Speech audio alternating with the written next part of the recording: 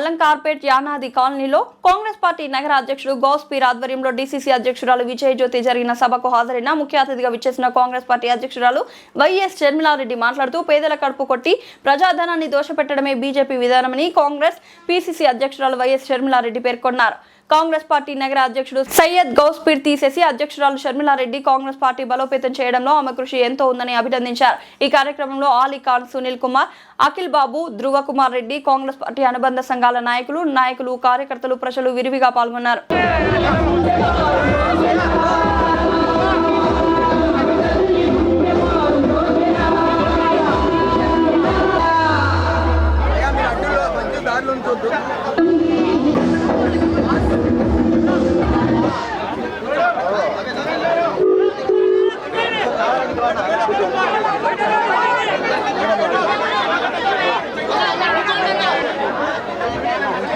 Madam మాట్లాడాలంటే మీరు కూర్చోండి ఉండేది.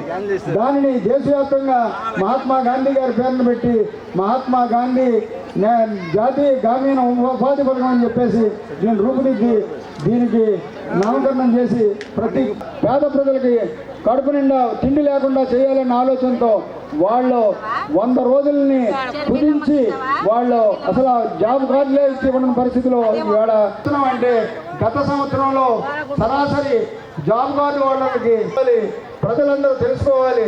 ఈ జాబ్ కార్డర్స్ 2-3 నెలల్లో మనకి దీని యొక్క తీవ్రత కనపడుతుంది. అప్పటి వరకు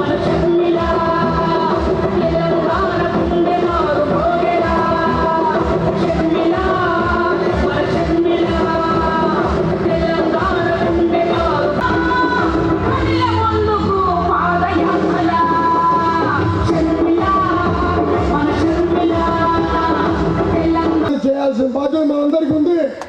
రాజశేఖర రెడ్డి ఆశీర్వది కాబట్టి మీరందరూ గట్టిగా కృషి చేసి, ముఖ్యంగా కార్యకర్తలు చెప్తున్నాను, కృషి చేసి ఆయన రాహుల్ గాంధీ చేసి ఈ దేశాన్ని మైనార్టీలు కుల మత రహితంగా కాపాడుతారని కోరుకుంటూ సెలవు తీసుకుంటాం. యామల మండలము సాగలేరు గ్రామము సార్, మాకు కరువు పని లేదు. కూలిపోతే కుండ కావాలా లేకుంటే ఎండ కావాలా, మాకు కరువు పని ఇవ్వాలమ్మా. మేము 3 ఏళ్ళ ముంటే జాత్ అంటే 100 రోజులు పని లేదు, 15 రోజులు కూడా మాకు లేదు. మేము ఎలాగ బతకాలా? కానీ నువ్వు వస్తాడవని నిన్న పుల్లిందరికి వచ్చినాము అడగాలని, ఈరోజు ఈకి కూడా వచ్చినాము తల్లి. మా కరువు పని ఇప్పించాలని చెల్లెలమ్మ నమస్కారం చేస్తున్నా తల్లి. ఇది పాతది. ఎప్పుడు తీసేశారు? నీ పని ఎప్పుడు తీసేసామంటున్నారు? పని తీసేయలే, చేస్తున్నాం. వంకల వాగలో చేస్తున్నారు. వారము 2 వారాలే చేసేది. దాంతో లెక్క కూడా పల్లేదమ్మా. లెక్క పడలే? పల్లె పని చేసినావు, లెక్క పడలే? పల్లెమ్మా. ఇంకా ఏమైనా నువ్వు నా ఆధార్ నెంబర్ ఇచ్చింది, అందుకే తల్లి నువ్వు చూసుకోవచ్చు. గ్యారంటీ పొరపాటు వద్దనే వద్దు. ఇప్పుడు తెచ్చిన ఒకటే, ఇంకో రోజు తెచ్చిన ఒకటే తల్లి. అది ప్రజెంట్ ఒక ఎడ్యుకేషన్ పర్సన్ మేడం. డిగ్రీ అయిపోయిన తర్వాత రాజశేఖర రెడ్డి పెట్టినటువంటి యోగి యవన్ యూనివర్సిటీలో ఎంఎస్సీ కంప్లీట్ చేశాను. మేముండి వెల్లుండి నడిపించి ఈ పథకాన్ని జయపదం చేస్తామని కోరుకుంటున్నాను మేడం. Thank you. ఎంత సాహసం చేశారో మీ అందరూ కూడా గమనించాలి. కానీ వాళ్ళ పాపం అంతటితో ఆగలేదు. మహాత్మా గాంధీ ఉపాధి హామీ పథకానికి ఇప్పుడు బీజేపీ పార్టీ తెచ్చిన ఈ కొత్త చట్టానికి నక్కకు నాగలోకానికి ఉన్నంత తేడా ఉంది. మొట్టమొదటిగా మహాత్మా గాంధీ పేరును మార్చడం పెద్ద పాపమైతే, గ్రామాల దగ్గర నుంచి స్వరాజ్యాన్ని లాక్కోవడము ఇంకొక పెద్ద నేరం. ఇది వరకు ఉపాధి హామీ పని అంటే ఇందాక తులసిరెడ్డి అన్నగారు చెప్పినట్టు గ్రామాలలో ఏ పనులు కావాలో, రోడ్లు కావాలా, లేక భవనాలు కావాలా, లేక పూడికలు తీయాలా, గ్రామాలలో ఏ పనులు కావాలో ఆ పనులు ఉపాధి హామీ కింద చేయించేవాళ్ళు. కానీ ఇప్పుడు బీజేపీ తెస్తున్న ఈ కొత్త చట్ట ప్రకారము అలా ఉండబోదట. ఈ కొత్త చట్టంలో కేంద్ర ప్రభుత్వం నిర్ణయిస్తుందట ఎక్కడ ఏ పని జరగాలి అని. అంటే ఏ రాష్ట్రంలో పని జరగాలి, ఏ జిల్లాలో పని జరగాలి, ఏ గ్రామంలో పని జరగాలి అని వాళ్ళు చెప్తారట. అంటే వాళ్ళకు నచ్చిన రాష్ట్రాలకు ఎక్కువ పని ఇస్తారు, నచ్చని నా రాష్ట్రాలకు పని ఇవ్వరు, బీజేపీ ప్రభుత్వాలు లేని చోట పని ఇవ్వరు, ఎన్ని గ్రామాలకు ఇస్తారో తెలియదు, ఒకవేళ ఇచ్చిన ఆ గ్రామంలో ఎన్ని రోజులు పని ఇస్తారో తెలియదు, ఎప్పుడు ఎట్టేస్తారో తెలియదు. గ్రామాలలో జరగాల్సిన పనులు ఇక గ్రామాలలో జరగవు. ఒక పక్కన ఒక రోడ్డు పనో లేకపోతే ఒక కాంట్రాక్టరో ఏదైనా పని చేస్తుంటే ఆ కాంట్రాక్టర్ కింద ఈ ఉపాధి హామీ పనిని అటాచ్ చేస్తే అప్పుడు ఆ కాంట్రాక్టర్ పని ఇచ్చి ఆ కాంట్రాక్టరు వేతనాలు ఇవ్వాలన్నమాట. అంటే ఆఖరికి ఇది ఎలా తయారవుతుందంటే గ్రామంలో జరిగే అభివృద్ధులు, గ్రామంలో జరిగే పనులు ఇక మొత్తానికి ఆగిపోతాయి. లేబర్ సప్లై చేయడానికి మాత్రమే గ్రామాలు పనికొస్తాయి. మొత్తం ఆ పక్కన కాంట్రాక్టర్కు లేబర్ సప్లై చేసే యంత్రాలుగా గ్రామాలు మిగిలిపోతాయి. ఇది బీజేపీ చేస్తున్న దుర్మార్గమైన చర్య. అందుకే కాంగ్రెస్ పార్టీ దీన్ని ఇంతగా వ్యతిరేకిస్తుంది. అంతేకాదు, ఇది వరకు మహాత్మా గాంధీ మన్రేగా పథకంలో 6 గంటలో 5 గంటలో పని చేసేవారు. ఇప్పుడు ఈ కొత్త చట్టంలోనట 12 గంటలు పని చేయాలట. చేతనవుతుందా 12 గంటలు పని చేయడానికి? ఆడవాళ్ళకు కాదు కదా, కనీసం మగవాళ్ళకు కూడా చేత కాదు. ఏ పెద్దమ్మా చేతనవుతుందా? నువ్వు పనికి వెళ్ళేదాని కదా, చేయలేదు.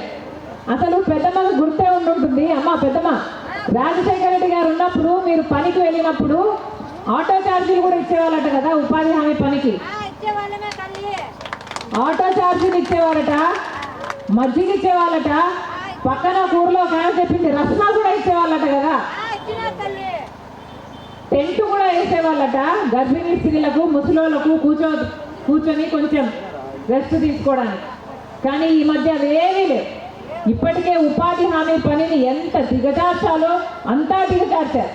ఒకే సంవత్సరంలో 18.5 లక్షల జాబ్ కార్డులు తొలగించింది ఒక్క ఆంధ్ర రాష్ట్ర ప్రభుత్వమే. చంద్రబాబు గారు ముఖ్యమంత్రి అయిన తర్వాత 2025లో 18.5 లక్షల జాబ్ కార్డులను తీసేశారు. అంటే కనీసం 36 లక్షల మందికి ఉపాధి హామీ పని నుండి తొలగించేశారనమాట. మరి వీళ్ళకి చిత్తశుద్ధి ఉంది అనుకోవాలా ఉపాధి హామీ మీద? ముమ్మాటికి లేదు. అన్నిటికంటే పెద్ద తేడా, అన్నిటికంటే ఎక్కువ ఎఫెక్ట్ ఇచ్చే తేడా ఏమిటంటే నిధులు. మహాత్మా గాంధీ ఉపాధి హామీ పనిలో పూర్తి నిధుల బాధ్యత కేంద్రానిదే. కేంద్రం పూర్తి నిధులు ఇచ్చేది. కానీ ఇప్పుడు ఈ కొత్త చట్టంలో 60% కేంద్రం పెట్టుకుంటుందంట, 40% రాష్ట్రాలే పెట్టుకోవాలట. మన రాష్ట్రం పెట్టుకునే స్థితిలో ఉందా లేదా? మన రాష్ట్రం ఇప్పటికే ఒక అప్పుల కుప్పైంది. జగన్మోహన్ రెడ్డి గారి పుణ్యమాని, చంద్రబాబు గారి పుణ్యమాని ఇప్పటికే 14 లక్షల అప్పుల కుప్ప మన రాష్ట్రం మీద ఉంది, మన బిడ్డల మీద ఉంది. ఈ అప్పులే తీర్చుకోవాల్సి ఉంది. కనీసం ప్రభుత్వ ఉద్యోగస్తులకు జీతాలు ఇచ్చుకోవడానికి కూడా మన ప్రభుత్వం దగ్గర డబ్బులు లేవు, అప్పులే చేస్తున్నారు. ఇలాంటి పరిస్థితుల్లో ఉపాధి హామీ పనికయ్యే 40% ఖర్చు మన రాష్ట్రం పెట్టుకునే స్థితిలో ఉందా? ముమ్మాటికి లేదు. కాబట్టి ఉపాధి హామీ పని రాష్ట్రంలో అంత ఇవ్వబోరు. ఎందుకంటే 40% ఖర్చు రాష్ట్రం మీద పడబోతుంది. కాబట్టి ఉపాధి హామీ పని రాష్ట్రంలో 40% ఖర్చు వస్తుంది కాబట్టి ఇవ్వకపోతే కేంద్రం ఇవ్వాల్సిన 60% కూడా ఇవ్వాల్సిన పనే ఉండదు ఇంకా. ఎందుకంటే రాష్ట్రంలో పనే జరగకపోతే వీళ్ళు 40% పెట్టుకోకపోతే వాళ్ళకి 60% పెట్టుకునే అవసరం కూడా రాదు. ఇది వీళ్ళ కుట్ర. ఉపాధి హామీకి అయ్యే ఖర్చును మిగిలించుకోవడానికే ఈ చట్టంలో మార్పులు తెస్తున్నారు. ఇంత ఘోరంగా, ఇంత దారుణంగా ఈ ఉపాధి హామీ మీద దెబ్బ కొడుతున్నారు. కేవలం ఈ డబ్బులు మిగిలించుకోవడానికి. ఉపాధి హామీ పని అంటే పేదవాళ్లకు పోతుంది. అదే డబ్బులు ఏ కాంట్రాక్టర్కో ఇంకో పనికో ఇస్తే ఆ కాంట్రాక్టర్ వల్ల బీజేపీ పార్టీ నాయకులకో లేక బీజేపీ పార్టీ బినాములకో కమిషన్ల కింద మళ్ళీ పార్టీకే వచ్చి చేరుతుంది అన్నదే వాళ్ళ స్కీమ్. అందుకే ఈ దుర్మార్గాన్ని చేస్తున్నారు. చంద్రబాబు గారు ఇలాంటి బిల్లుకు మద్దతు ఇచ్చి వచ్చారు. ఉపాధి హామీని మారుస్తున్నారు. ఉపాధి హామీకి ఇది వరకు 500 కోట్లు అయితే ఇప్పుడు ఈ కొత్త చట్టంలో 5,000 కోట్లు అవుతుంది. మరి చంద్రబాబు గారు ఏం ఆలోచించారో, ఎందుకు ఆలోచించారో, ఎందుకు మద్దతు ఇచ్చారో చంద్రబాబు గారే సమాధానం చెప్పాలి. అక్కడేమో కేంద్రంలో ఈ బిల్లుకు, ఈ దుర్మార్గమైన దరిద్రమైన బిల్లుకు మద్దతు ఇచ్చారు. మళ్ళీ ఢిల్లీ చుట్టూ తిరుగుతూ డబ్బులు అడుగుతున్నారు. ఉపాధి హామీ పథకానికి డబ్బులు ఇవ్వండి. అంత దరిద్రమైన బిల్లుకు మద్దతు ఇవ్వడం ఎందుకు? ఆ తర్వాత ఢిల్లీ చుట్టూ మళ్ళీ నిధులు ఇవ్వండి ఉపాధి హామీ కోసము అని తిరగడం ఎందుకు? చంద్రబాబు గారు సూటిగా అడుగుతున్నాము, సమాధానం చెప్పాలి. ఎందుకంటే ఇది ఆంధ్ర రాష్ట్ర ప్రజలకు సంబంధించిన విషయం. ఉపాధి గ్రామాలలో తీసేస్తే ఇక ఉపాధి ఉండదు, పని ఉండదు. దానివల్ల వలసలు పెరుగుతాయి లేదా ఆకలి చావులు పెరుగుతాయి. ఇప్పటికే మన బిడ్డలకు ఉద్యోగాలు లేవు. డిగ్రీలు పీజీలు చదివిన బిడ్డలకు ఇప్పటికే ఉద్యోగాలు రావటం లేదు. ఇప్పటికీ కూడా డిగ్రీలు పీజీలు చదివిన మన బిడ్డలందరూ ఏ డ్రైవర్లుగానో ఏ గిగ్ వర్కర్లుగానో పనిచేస్తున్నారు. ఇక ఉపాధి హామీ పని మీద కూడా గండి కొడితే ఇక మరి ఎట్లా పని చేసుకోవాలి, ఎట్లా కూడు తినాలి, ఎట్లా కుటుంబాలు ఎట్లా సాకాలి? ఇవన్నీ కూడా చంద్రబాబు గారు సమాధానం చెప్పాల్సిన అవసరం ఉంది. జగన్మోహన్ రెడ్డి గారిని కూడా ప్రశ్నిస్తున్నా.